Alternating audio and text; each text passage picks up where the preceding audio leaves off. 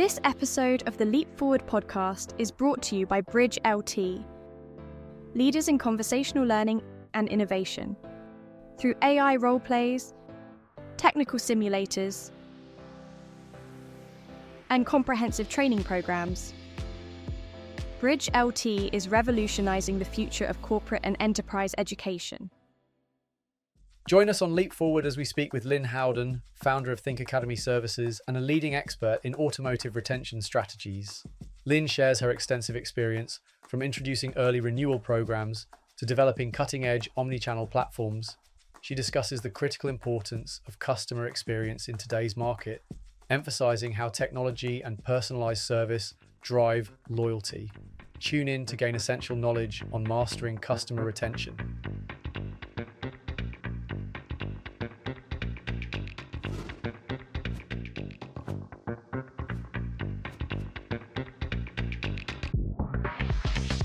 Welcome to this edition of Leap Forward, and I'm absolutely delighted to welcome Lynn Howden as my guest today. Lynn, hi, how are you doing? Hi, Justin. I'm good, thank you. Thank you for inviting me. Thank you so much for joining. So look, let's crack on. First of all, give us an introduction to you and your current role. Okay, so I am automotive through and through. I joined the industry in my mid-20s by joining a Ford dealer, which is really what ignited my passion for this industry. During my tenure at the dealership, we took on Ford Options back in the day, the new PCP program, which ignited my passion for all things renewal and retention. Following that, through no fault of the Ford dealership, I moved back home.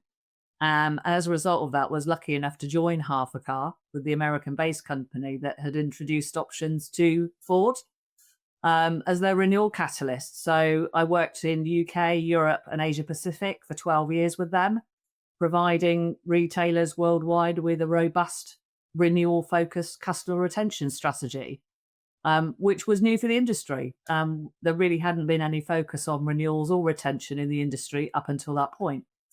Back then, of course, things weren't as automated as they are today, and it was a 13-step renewal process. After working with Half a Car for 12 years, I then worked for a brand and then decided that my passion really was around tools that make working in a dealership easier, but also serve to make the customer experience the best one it could possibly be. So I worked for a number of technology companies that provided those type of solutions. Loyalty Logistics, who had a loyalty card kind of program. See It Now, which introduced video to the automotive industry for the first time, both in sales, after sales, and via the web. And then in 2018, I was lucky enough to hook back up with a former colleague of mine from Half a Car, who had actually automated the renewal process into the form of a retention platform. So I joined them in 2018, and really for the last 6 years have been working with that platform and 9 others, some of which are about retention, but really it culminated with Automotive Transformation Group, who actually revolutionized the customer buying experience by creating the world's first omni-channel retailing platform, which incorporated sales, after sales, and retention. So that's what's brought me to where I am today. I'm currently looking at options, if I'm honest with you, retention-based options for the future, because this automotive industry is forever changing at exponential speed. So I'm really just trying to determine now what my future path looks like. Amazing. And listen, I'm so excited to zero in on renewals and retention. You are renowned in the industry as being a bit of a guru. Perhaps some people call you the queen of retention as well. You've talked a little bit already about sort of the tools, and you've made reference already to platforms. So let's start there. Let's talk about the tech that you're sort of kind of immersed in and how is that kind of transforming the industry? Okay, I think I mentioned briefly that the original renewal and retention process that was introduced to automotive retailers back in the day was a manual process, and it was very labor intensive, and it all began at the point of sale. What the retention platforms have done has made dealers' lives an awful lot easier. So, looking at that 13-step process, by putting it into an automated platform, 11 of those steps are taken care of by technology. So the great thing is the humans that actually work with technology in the dealerships get to do what they love to do best, which is engage with customers and sell vehicles. So right now with retention platforms, it not only makes it easier for the retailer, but adding that into omni-channel retailing, it makes it easier for the customer to keep in touch with the retailer. One thing that's always been missing from processes when I've been involved in learning and development, training, coaching, consultancy, pretty much all my life. And one thing that's always missing from any process or skill or whatever is the customer element, because you can't really train the customers. I always said if you could, life would be a lot easier. But with the evolution of technology, we can now involve customers in that process, so they actually become part of the process rather than being something that we apply a process to. So let's unpack that a little bit more. So obviously, you've talked already about sort of omni-channel and the kind of the flip side of the process, from a kind of dealer perspective, retailer perspective. Tell us a little bit about the customer experience. How has that evolved? How has technology, in really practical terms, sort of enabling, us to be able to deliver a better customer experience, and obviously ultimately drive, a greater sense of loyalty and correlating into better retention. Okay, so customers inherently are the ones that start the process. They need to buy a vehicle of some description, being that a motorbike, a commercial vehicle, or a passenger car. They evolve an awful lot quicker in their processes than I think we do as an industry. So before we'd really thought about it, customers were looking, researching online, and coming into the dealerships with all the information already on board. So with the evolution of technology, and getting dealers involved in that, if you like, and getting them to invest in that, it actually brings them closer to the way that customers like to purchase their vehicles. There are still those customers, obviously, that like to come into the dealership, have the personalized experience, and buy from a human being. But also there are those that would rather do the whole process from home, including, researching for their cars, actually buying the vehicle, organizing the finance, finding out what their vehicle is worth. But then you also have those customers that may start online, but physically still want to go and see a car and talk to a person, and those that actually start in a dealership and want to complete a purchase online. So what the evolution of technology has done for the customer is, however they choose to buy a vehicle today, there are solutions that can help them do that, whether they want to buy remotely or if they want to buy from a person, or a combination of both. And what we've got to do, I think, going forward, is look at how we can improve that customer's experience anymore, rely less on the technology, but improve our personalization skills and our interpersonal skills, if you like, to be able to adapt our processes to the way that customers purchase vehicles, so that we can still keep it personalized.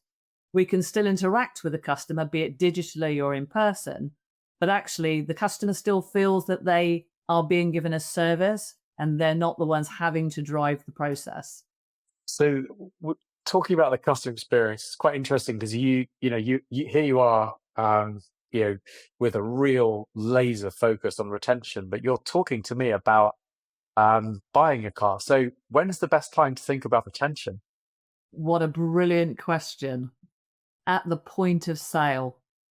The first time a customer buys a car is when the renewal starts. The customer will buy a car from somebody that they trust, who gives them a good experience, but will only return to them if that level of service is maintained throughout their ownership period. So I'm sure we'll come on to it in a minute, but there are some huge opportunities out there at the point of sale to start thinking about not just selling this customer a car today. It's not make the sale and move on like it used to be when I was selling cars in the industry. It was always about the next sale, the next sale, the next sale. The next sale for every single customer is the next vehicle they're going to buy. When that is and who they buy it from is down to the salesperson that sold them the first car. So bring that to life for me. Give me some really kind of practical examples of this in action. Okay, one thing retention platforms do incredibly well is they take millions and millions of pieces of data, be that finance agreements or cash customers, whatever it may be, and millions of calculations that normally, historically, we would have done manually.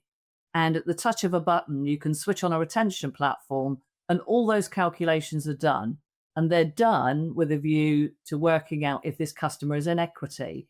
Do we have a vehicle in stock that would be a suitable next vehicle for that customer?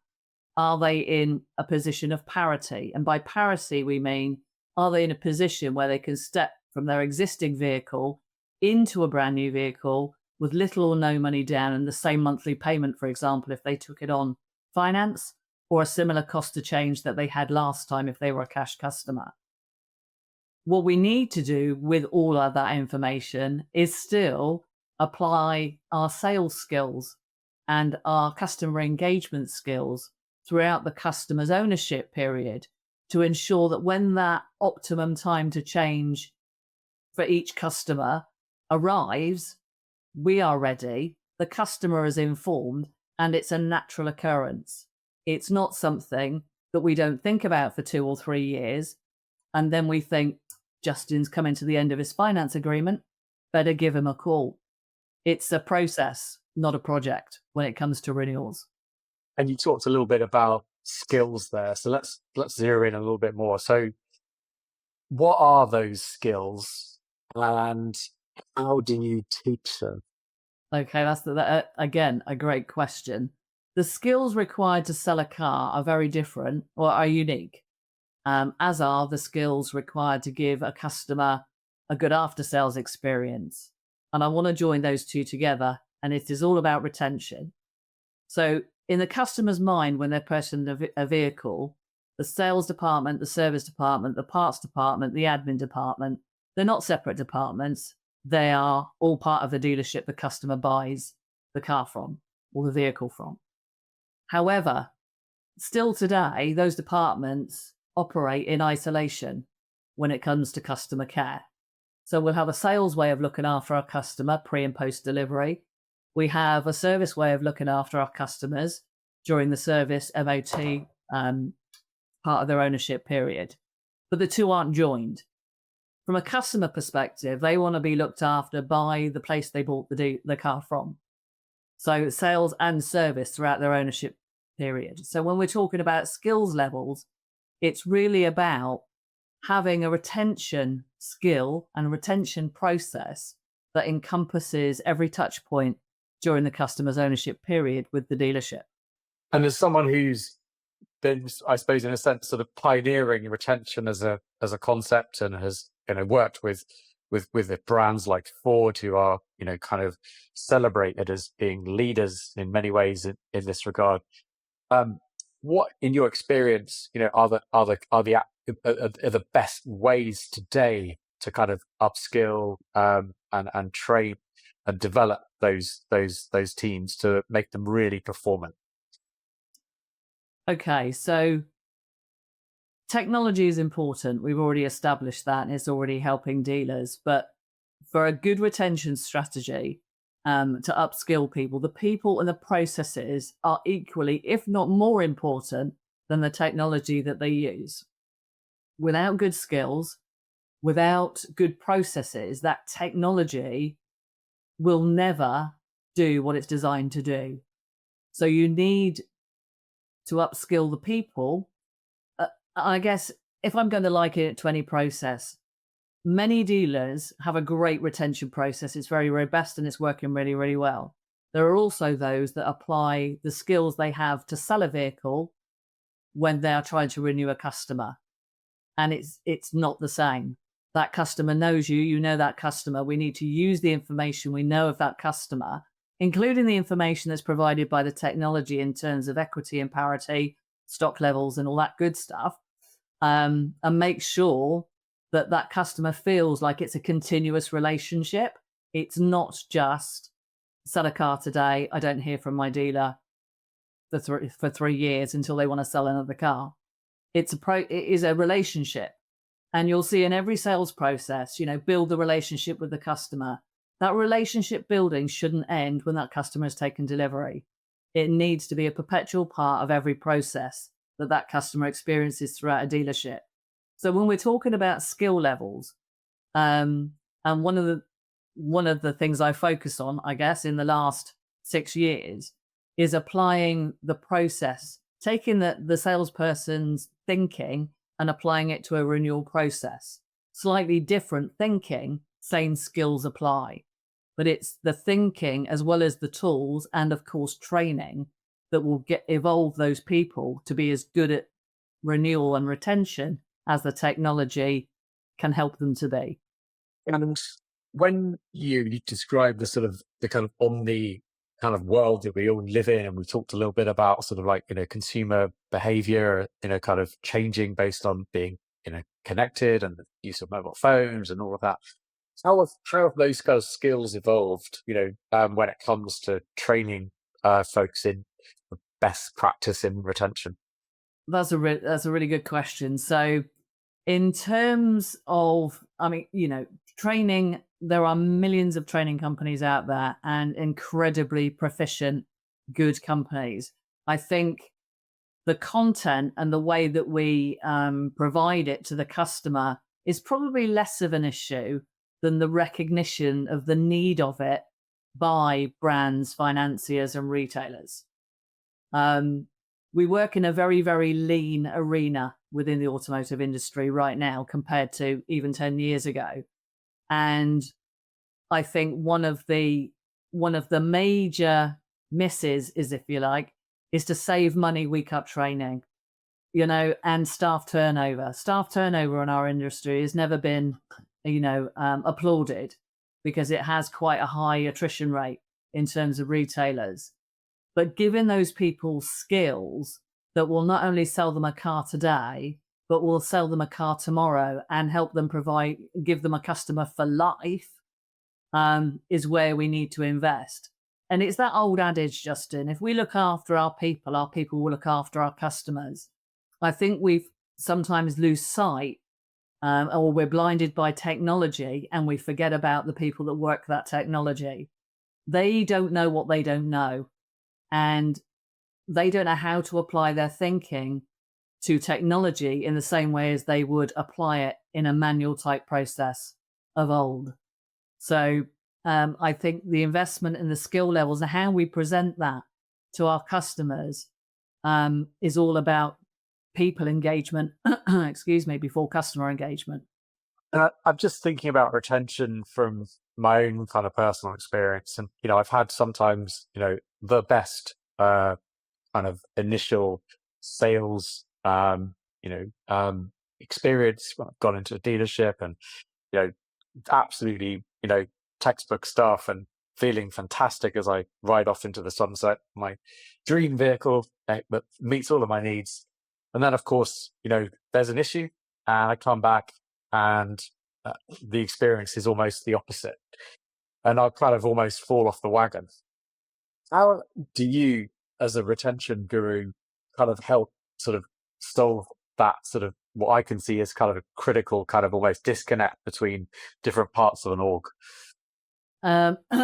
Your story is not in isolation. I'm afraid to say. I've heard some horror stories and continue to hear horror stories of customer experiences, and I'm sure you've heard the expression "sales sell the first car, and after sales sell the rest," and that comes from customer thinking.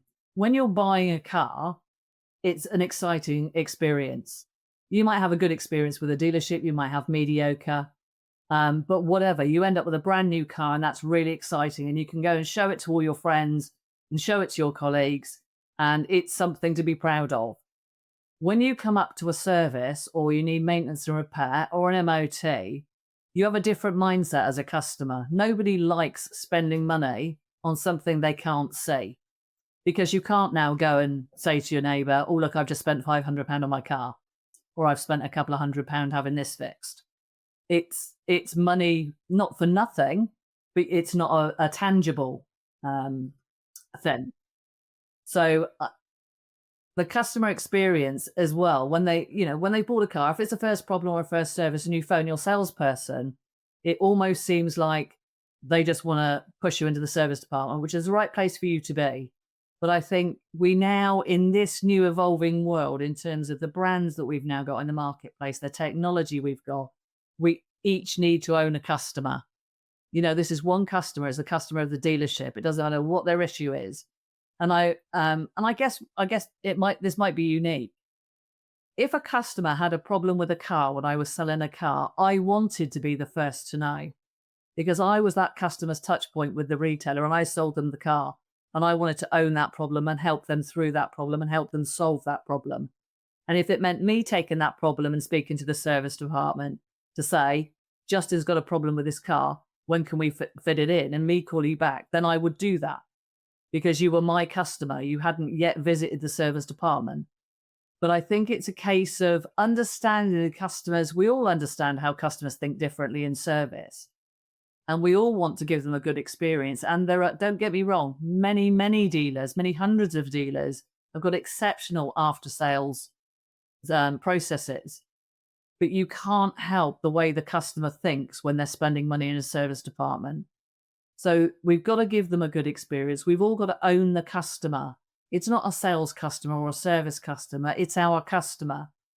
And regardless of their issue, as if it was a member of the family, if any member of the family comes to you with an issue, whether you can solve it or not, you want to help. And I think that's, we've just got to own the problem, especially with, obviously we've got agency in the UK as well now, which again removes the dealership one step from the customer in some people's eyes. But also, we still, as a dealership, need to own that customer. It's not now a manufacturer's customer because we're agency model, for example. It's our customer. It's our responsibility to maintain that relationship, to communicate effectively, to provide customers with information when they need it, or proactively if we've got something we think they'd be interested in. But it's all about, I guess, personalization and making sure that we serve the customer. We do what we are here to do. And I know many dealers are restructuring at the moment in terms of pay plans, etc. Because there was always, once I've sold a car, I'm moving on to the next sale. I don't make any money if I do anything else for this customer. It's about attitude and behavior. But also I think it's about personality, because whether it's attitude or behavior, I would never not own a customer problem. There's been a fairly exciting, and in some cases sort of pressure building sort of set of new entrants into the market from all over the world, but citing China and some of the kind of the sort of EV brands and so forth. I suppose when you're looking at it, as someone who is the subject matter expert when it comes to retention, how big enough of an opportunity is it to kind of almost have that kind of blank canvas, to kind of paint the kind of perfect retention strategy? And what does that look like for someone coming into the UK for the first time, perhaps? It is a massive opportunity for these new brands. I can understand, and I've worked with many hundreds of customers globally on retention, certainly over the last 6 years with technology. And I guess one of the questions that a dealer, a brand, or a financier has when they take on a retention platform, for example, for the first time and give it to the network is, where do I start? This system is now full of hundreds of thousands of leads. Where do I start? The new entrants to the market don't have that question because they're new entrants. They start now. Start thinking about what your retention strategy looks like today, how you want to sell a car to a customer who is going to expect you to look after them during their ownership period, right through to selling the next car. So something's popping into my head.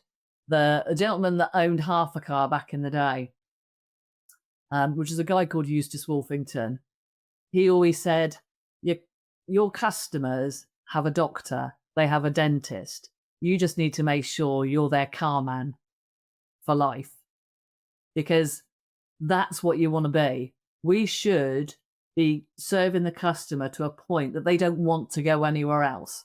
And these new entrants, these new brands, so exciting, have got that opportunity to start from the very beginning. And any retailer groups taking on these new brands, if their question previously was, where do I start with retention? Start with the new dealership. Get it right from the get-go. Then you will know how to apply that to your existing brands and your existing customers in those brands. But we can't afford to drag our feet with this. Retention is a huge subject. It's come up in a lot of podcasts and videos that I've watched over the last 6 months. It seems to be gathering momentum again. And I know I've worked with some dealer groups in the UK for many years now, and global financiers who are now switching to go, we've talked about retention for long enough. Now we need to act. We need to start doing something. We need to implement this robust strategy throughout our dealers for our customers that will actually give that customer, it will create a barrier to exit, because what these new brands are bringing to the market is more choice for the customer.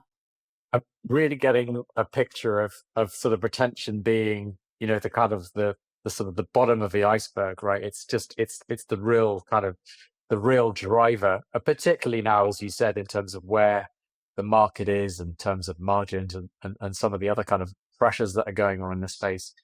When you think about retention, what's your kind of go-to sort of set of metrics? How do you like to kind of measure retention and its impact? That's an interesting one. My personal, I have a personal view, and I also know how other people measure retention. And I will say that the majority of brands and financiers and retailers all measure retention differently. With the platforms, the retention platforms, we're measuring it by finance retention.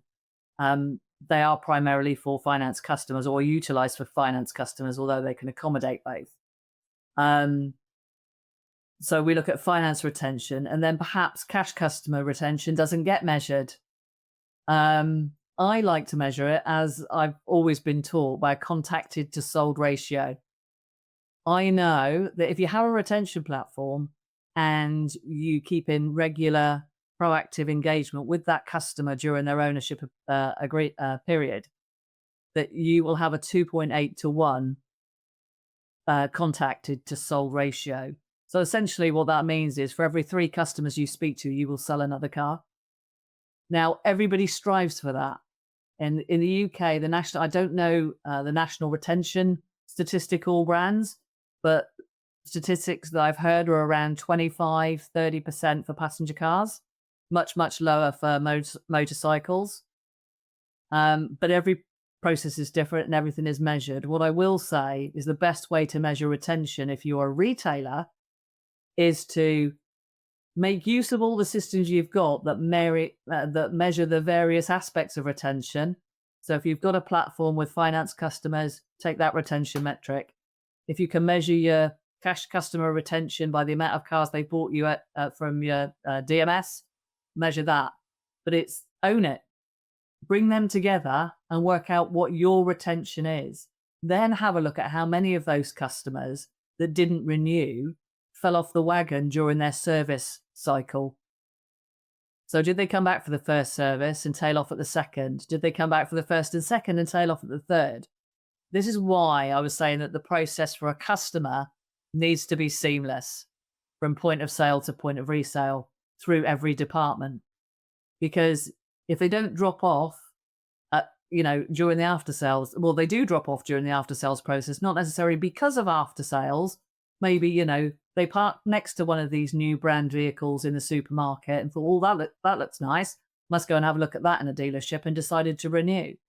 But if we're not in contact with the customer, we will never know that. So my measure of retention is contacted to sold ratio. And I guess the other important measure here is the customer measurement, so customer satisfaction. If the customer's satisfied with their sale, keep them satisfied during their ownership period, and that gives them a reason not to go anywhere else. And what do you find is the best way of measuring customer satisfaction? Okay, well, the majority of brands measure customer satisfaction on behalf of their retailer networks, and they'll send out surveys. There are many dealers and dealer groups who also have their own customer satisfaction index. Whatever the measure, that is what we need to work to and look to improve. Listen to the customer. We know some customers don't have a great experience when they buy a car. They will still buy a car because it's the right price, it's the right vehicle, it's the right model, whatever it might be. And they might give a slightly lower score. And I've done a lot of work with brands and manufacturers over the years with before I got into retention, with customer satisfaction. But if that customer, as bad as that survey is filled out, if they said, yes, I would still buy another car from this dealer, that's the bit that matters. That's the bit we need to hang on to and improve during that customer ownership experience. And I think one of, again, from personal experience, things I've been impressed by has been service recovery, where I've perhaps not had the best experience, through some form of contact with a dealership, but I've made it, clear about the problem I've had. And if those folks then kind of turn that around, my loyalty goes up massively, and the likelihood of me being retained does the same. Yeah. Is that something that you fit into your kind of your process? Yes, absolutely. We should never shy away from a customer that has a problem, for one. Whether it's during a sale, during an after sales visit, or even in between the two if they have a problem with the vehicle. Because you're absolutely right. How that's handled has a monumental effect on a customer's thinking toward the dealership they bought the car from. I can remember we did work a few years ago now, where if a customer comes in, and we did some a little bit of analytical work on complaints, if you like, and how we handle complaints. And very rarely back then would a dealer turn around to a customer that was complaining and said, I absolutely understand how you feel. How would you like me to solve that for you? Because we also all naturally think they want discount, they want money off, they want vouchers, they want, sometimes all the customer wants is acknowledgement, recognition, and an apology. But we're a great industry for preconceived notions. And I think what we've got to do is be more open-minded and speak to customers as we would hope, we would speak to a member of the family. I understand you have a problem. How can I help? How can I help you solve it? Or how can I help solve it for you? And just by asking the question. And when you look at the market, and you, as you said, you've worked with hundreds of brands and you've got, global kind of experience, who's doing it well? Oh, that's a good question. I'm not going to call out any names here because I don't want to show any favoritism. But who is doing it well? The people doing it well are those that have recognized the need for a retention strategy. I'm not even talking about a process at this point, that they need a strategy, and they recognize that a retention strategy is separate to their operational strategy and their sales strategy and their business strategy. Those are the ones that are doing it well. And I have to say, Justin, there are many out there doing it well. increasingly so over the last 12 months. One global financier I recently worked with has recognized that and is acting upon it. A dealer group that I've dealt with for many, many years with retention training through a financier with a really, really high turnover of staff has now, for 2025, started focusing on retention. I'm not just talking about retention of the customers that buy the cars. I'm talking about retention of the staff they employ inside their dealers. So those that are doing it well are those that have recognized the need for a renewal and retention strategy. And looking forward, what sort of major trends do you see in the coming years? Well, this industry for me is challenging, but it's also incredibly exciting because it's forever changing. So I think we'll see more new brands. I really want to start looking at these new brands and start trying to ascertain what their retention strategy is, or even if they have thought of retention strategy. I think the challenges that retailers face with these new brands is that they're going to have to work really, really hard, harder than ever before, to retain their existing customers, because customers are now having more choice with a diversity of brands. And I think if new brands coming into the market makes our existing retailers sit up and go, okay, we need to now start with a retention strategy for our existing customers, then that's really exciting. What one piece of advice would you give someone entering the industry today? Ooh, just one. I would say simply look after your customers and let your actions give them a reason not to want to go anywhere else. Lynn, thank you so much for this retention masterclass. It's been great having you on this episode of Leap Forward. Thank you. Absolutely my pleasure. Thanks for having me, Justin.